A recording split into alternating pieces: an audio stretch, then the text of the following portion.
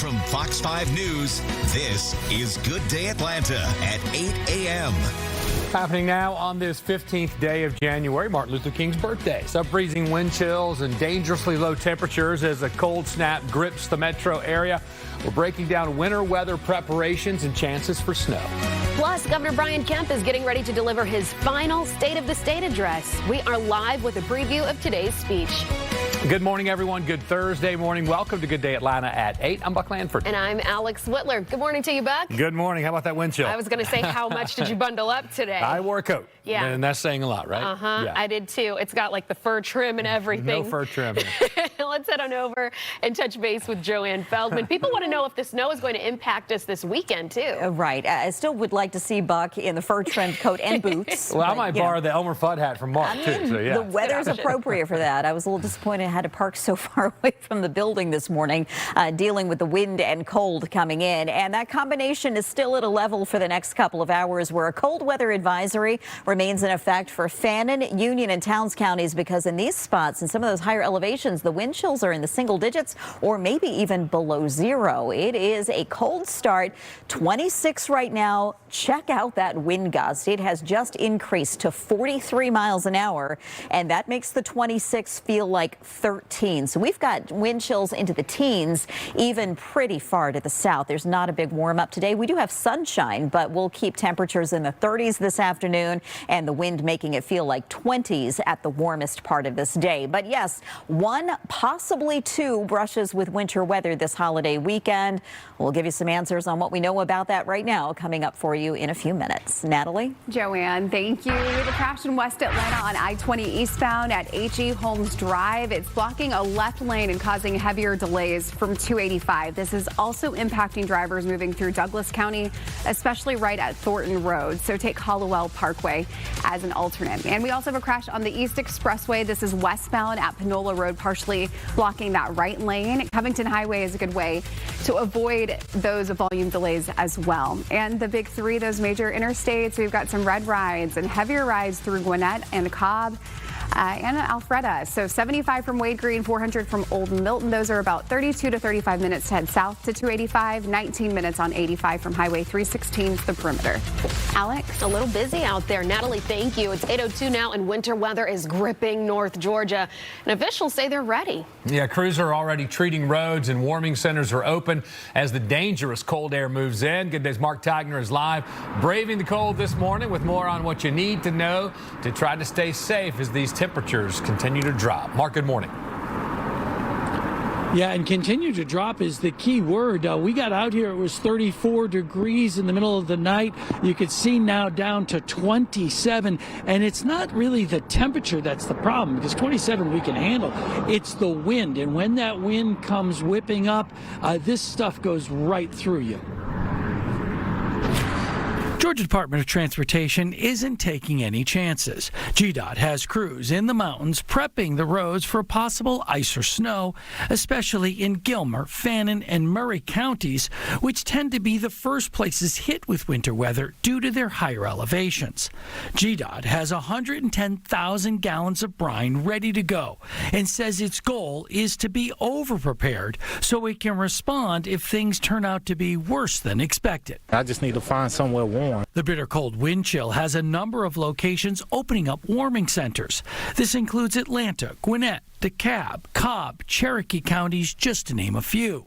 We have a list of some of the warming centers on fox5atlanta.com. The cold is so prominent that it's just like, it's debilitating sometimes. With the temperatures expected to drop even lower tomorrow, now is the time to make sure your home is ready. Let your faucets drip tonight. Open cabinet doors, especially those around pipes on exterior walls, and insulate outside faucets with foam covers. If you open your cabinets with the heat, that'll help if your walls are not really insulated. Insulation's a big thing. If you got cracks around your doors, windows, especially on the older homes. And don't forget about those pets. You need to bring them in because it is dangerously cold, so they need to get out of that cold. And speaking of getting out of the cold, I'm going to do that right now, throwing it back to you guys. That's a smart move. All right, Mark. I'm not hoping it gets a little colder, but I would like to see that famous hat. All right, a 14-year-old boy is dead after he was shot in an apartment in southwest Atlanta. Police say he and an adult were mishandling a gun when that gun went off. Now, this happened on Greens Ferry Avenue last night. Neighbors tell us they saw medics wheel the teen out on a stretcher. Despite doctors' best efforts, he died a short time later. I just think it's really sad that stuff like that been going on ever since, the New Year's came in, and it's just so much violence right now. Now, the adult who was present was taken down to police headquarters to be interviewed. At last check, he had not been charged. A break-in in a normally quiet part of Carroll County has raised residents' eyebrows. This break-in happened last week at the Dockside Marina restaurant. That restaurant sits inside a gated community that has security staff. And investigators say the thieves cut the power to the restaurant and got away with a few $100s. But many people are confused as to how this could happen. Knew where my cameras were, the HOA cameras around the restaurant, and they had to come to the gate. So they either live here or somebody called them a pass, because we never thought that would happen here inside of this kind of neighborhood. We have more security now. Well, if you recognize anyone in this case, the Carroll County Sheriff's Office would like to hear from you. At 8:06 now, we're paying attention to the Gold Dome because Governor Brian Kemp is preparing to deliver his 8th and final State of the State address. Yeah, affordability and transportation are expected to be some of the main themes. Good Day's Kim Loeffler joins us live from the state capitol with more on what is to come. Kim, good morning. Good morning. Well, reducing traffic and ending homelessness in Atlanta and, as you mentioned, affordability are all going to be key issues Governor Kemp plans to address during his final legislative session. Making everyday life more affordable for hardworking Georgians will continue to be my top priority this legislative session. Governor Brian Kemp previewed his State of the State message at Wednesday's Eggs and Issues breakfast hosted by the Georgia Chamber of Commerce, calling Georgia's economy the strongest in the state's history. What we did is what all elected officials should do. We listened to the people, and we put them first. Governor Brian Kemp says the state's growing traffic problem is the focus of a major investment for his last year in office, especially as the state continues to grow. And my budget proposal will invest an additional $1.8 billion to increase roadway capacity in one of Georgia's most congested corridors, I-75 South in Henry County. With these funds, we will construct dedicated express lanes for both the north and southbound directions. The governor also previewed a $200 million investment for Georgia 316, the key route between Metro Atlanta and Athens, along with hundreds of millions for local road and bridge projects. It shouldn't take you a full afternoon to get from Athens to Atlanta or vice versa. Beyond infrastructure, the governor also plans to invest in workforce training and a new effort to address homelessness, including a $50 million grant program for cities like Atlanta. Resources will go to emergency shelter and transitional housing, street outreach and engagement teams, and wraparound services like mental health care, drug rehab, and other needs. The governor's State of the State address will begin later this morning at 11 a.m.